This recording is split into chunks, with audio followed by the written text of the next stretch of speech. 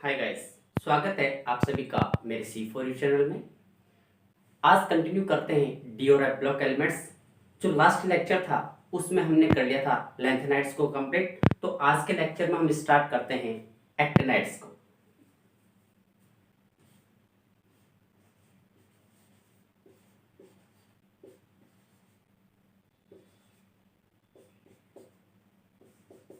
Actinide, जो actinide है, सबसे पहले देखते हैं एक्टिनाइड कहते किसको हैं। तो वे तत्व जिनमें आने वाला अंतिम इलेक्ट्रॉन 5f कक्षक में प्रवेश करता है, 5f कक्षक में प्रवेश करता है, एक्टिनाइड कहलाते हैं। यानी आने वाला जो अंतिम इलेक्ट्रॉन है वो किस में जाएगा, 5f कक्षक में जाएगा, इसलिए इनको क्या बोलते हैं हम, एक्टिनाइड बोलते हैं। जो एक्टिनाइड श्रेणी है उसके अंतर्गत 14 तत्वों को रखा गया है। कितने एलिमेंट्स हैं, 14 एलिमेंट्स है। जो एक्टिनाइड श्रेणी है वो एसी के बाद यानी एक्टिनियम 89 के बाद से क्या होती है, प्रारंभ होती है। अर्थात थ्योरियम 90 से लेकर लॉरेंशियम 103 तक के 14 एलिमेंट्स आते हैं जो एक्टिनाइड श्रेणी कहलाती है। यानी थ्योरियम 90 से लेकर लॉरेंशियम 103 तक के जो 14 एलिमेंट्स है उनको हम एक्टिनाइड तत्व बोलते हैं, या एक्टिनाइड श्रेणी के अंतर्गत इनको रखा गया है। ये सारे जो एलिमेंट्स हैं ये एसी के बाद आते हैं, तो ये गुणों में भी इससे क्या दर्शाते हैं, समानता दर्शाते हैं। इसके साथ क्या दर्शाते हैं, गुणों में भी समानता दर्शाते हैं। अब जो एक्टिनाइड जो श्रेणी है, इन एक्टिनाइड श्रेणी को लेंथेनाइड के नीचे रखा गया है। इसके क्या कारण है, एक तो कारण है इनके गुणों में, एक्टिनाइड और लेंथेनाइड है, इनके गुणों में क्या पाई जाती है, समानता पाई जाती है। इनके गुणों में क्या पाई जाती है, समानता पाई जाती है। दूसरा कारण क्या है, इनका विन्यास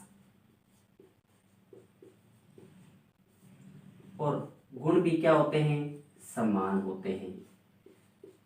तीसरा कारण हम कह सकते हैं जो आवर्त सारणी है, जो आवर्त सारणी है, जो आवर्त सारणी है उसमें क्या है, जगह की कमी, जगह की कमी। इन तीन कारणों से भी इनको क्या रखा गया है, लेंथेनाइड के नीचे रखा गया है। जो एक्टिनाइड तत्व हैं उनको लेंथेनाइड के क्या रखा गया है, नीचे रखा गया है। अब जो एक्टिनाइड है, इन एक्टिनाइड तत्वों को सम्मिलित रूप से एन के द्वारा क्या किया जाता है, प्रदर्शित किया जाता है। जो एक्टिनाइड तत्व हैं इनको सम्मिलित रूप से, इन सभी को हम कहें तो किससे, एन के द्वारा क्या किया जाता है, इनको प्रदर्शित किया जाता है। अब जो एक्टिनाइड है इनके इलेक्ट्रॉनिक विन्यास के बारे में देखते हैं। जो एक्टिनाइड तत्व हैं इनका सामान्य जो इलेक्ट्रॉनिक विन्यास होता है वो भी क्या होता है, n-2f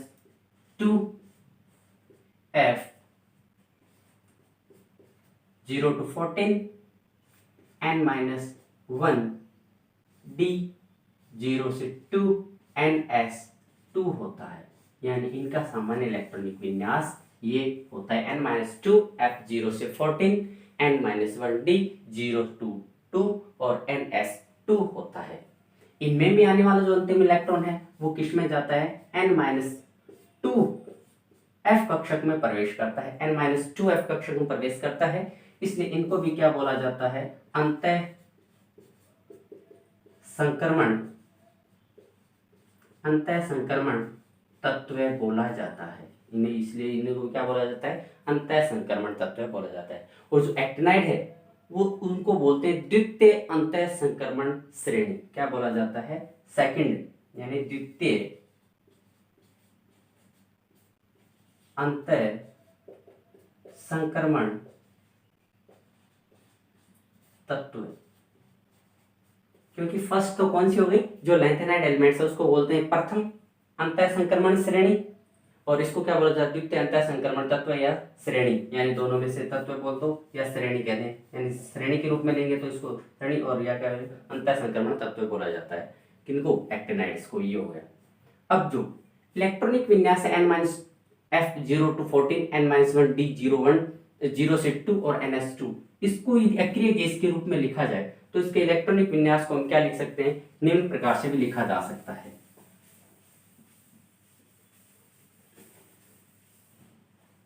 यानी सबसे पहले इसके नजदीक कौन सी अक्रिय गैस है, Rn, फिर F 0 to 14, यहां पे लिख सकते हैं 5F 6D 0 से 2 और 7S2, ये भी, इसको भी क्या बोलते हैं, इसका सामान्य इलेक्ट्रॉनिक विन्यास बोला जाता है। Rn 5F 0 to 14, 6D 0 से 2 और 7S2, ये एक्टिनाइड का क्या होता है, सामान्य इलेक्ट्रॉनिक विन्यास होता है। इस रूप में भी लिखा जा सकता है और इस रूप में भी लिखा जा सकता है। अब देखते हैं जो एक्टिनाइड है उसके अंतर्गत जो 14 एलिमेंट्स रखे गए हैं वो कौन कौन से हैं। हम एससी को साथ में लेकर लिखेंगे तब के टोटल कितने आएंगे, 15 एलिमेंट्स आएंगे। और लेकिन एक्टिनाइड श्रेणी है उसके अंदर कितने आते हैं, टोटल 14 एलिमेंट्स होते हैं। तो पहले उनको लिखते हैं, फिर उनका इलेक्ट्रॉनिक विन्यास किस प्रकार से लिखना है वो देखते हैं।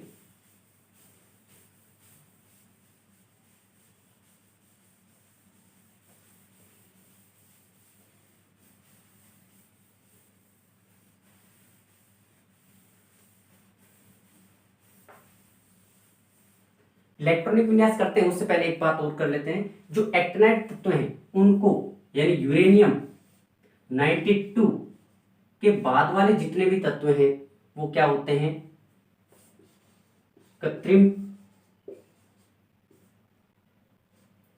और अस्थायी होते हैं। कृत्रिम और क्या होते हैं, अस्थायी होते हैं। इसलिए इनको क्या बोला जाता है, परायूरेनियम। परायूरेनियम या अति भारी तत्व है। और ये तत्व प्रकृति के अंदर क्या होते हैं, नहीं पाए जाते। यानी यूरेनियम 92 के बाद के जो एलिमेंट्स है वो क्या है, कृत्रिम है और क्या है, अस्थायी है। और इसलिए इनको क्या बोला जाता है, परायूरेनियम या बोला जाता है अति भारी तत्व है। और जो ये एलिमेंट्स है वो क्या है, वो प्रकृति के अंदर पाए नहीं जाते हैं। और जो एक्टिनाइड श्रेणी है वो सारे क्या होते हैं, रेडियो सक्रिय होते हैं। सारे क्या होते हैं, एलिमेंट से रेडियो सक्रिय होते हैं। और रेडियो सक्रिय होने के कारण ये क्या होते हैं, जैसे जैसे परमाणु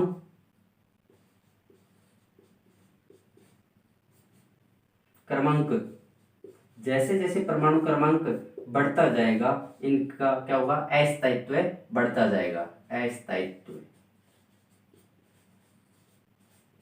अस्थायित्व भी क्या होगा, बढ़ेगा। जैसे जैसे क्या होगा, इनका परमाणु क्रमांक बढ़ता जाएगा, इनमें अस्थायित्व भी क्या होता जाएगा, बढ़ता जाएगा। अब देखते हैं इलेक्ट्रॉनिक विन्यास।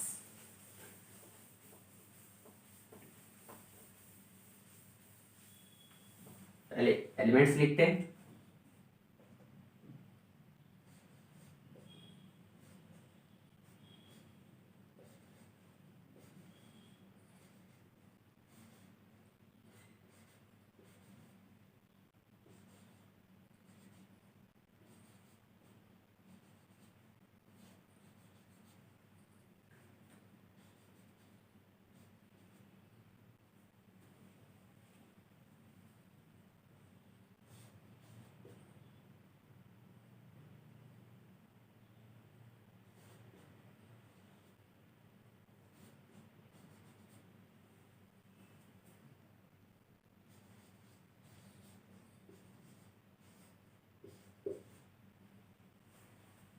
ये अपने पास 15 एलिमेंट्स हो गए। ये कौन सा है, 89, 90, 91, 92, 93, 94, 95, 96, 97, 98, 99 और 100,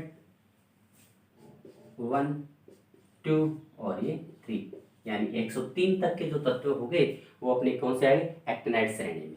अब इन एलिमेंट्स को याद करने का तरीका भी है, तो क्या कह सकते हैं, तो इसको कह सकते हैं, अरे थोड़ा पैसा यूं नेपाल की पुलिया से अमेरिकन कमाते हैं, बेकार काफिले में इस फेमस मंदिर में नौकर बन लड़ते हैं। ये क्या है, इसकी ट्रिक है। तो लिख सकते हैं हम, लिखे तो, अरे थोड़ा पैसा यूं नेपाल की पुलिया से अमेरिकन कमाते हैं। बेकार काफिले में इस फेमस मंदिर में नौकर बन लड़ते हैं। ये इसका क्या हो गया, ट्रिक हो गया। अब अपने को क्या लिखना है, इनका इलेक्ट्रॉनिक विन्यास लिखना है। सबका क्या लिखना है, इलेक्ट्रॉनिक विन्यास। और हमें पता है इनका सामान्य इलेक्ट्रॉनिक विन्यास क्या होता है।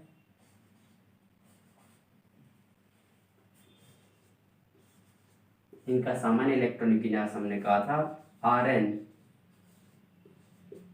5F0 to 14 6D 0 से 2 और 7S2, ये इनका सामान्य इलेक्ट्रॉनिक विन्यास होता है। तो अब इनका इलेक्ट्रॉनिक विन्यास अपने को लिखना है Ac से। ये Ac को मिलाकर कितने एलिमेंट्स हो गए, 15 एलिमेंट्स हो गए।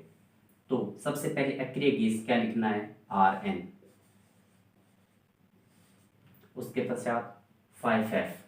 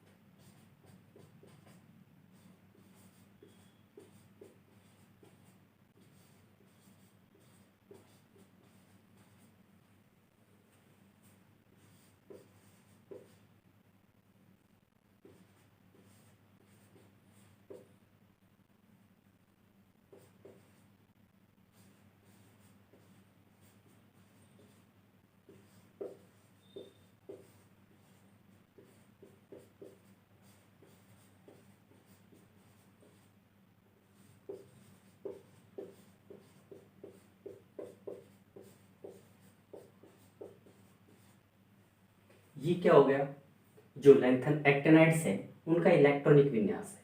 तो अब इनको तत्वों को याद करने का ट्रिक मैंने बता दिया। अरे थोड़ा पैसा यूं नेपाल की पुलिया से अमेरिकन कमाते हैं। बेकार काफिले में इस फेमस मंदिर में नौकर बन लड़ते हैं। अब इलेक्ट्रॉनिक विन्यास, हमने सामान्य इलेक्ट्रॉनिक विन्यास देखा था कि 5F, सामान्य इलेक्ट्रॉनिक विन्यास क्या था, 5F 0 to 14 और 6D 0 से 2 और 7S2, ये था इनका सामान्य। Rn है ही। तो ये इलेक्ट्रॉनिक विन्यास है। इसका मतलब 7s2 तो क्या है, कॉमन है, सब में आएगा। अब देखना है पहले जो 6D 0 से 2 है वो कहाँ कहाँ है, यानी इसका मतलब सबसे इंपॉर्टेंट तो कौन सा हो गया, ये थ्योरियम वाला हो गया।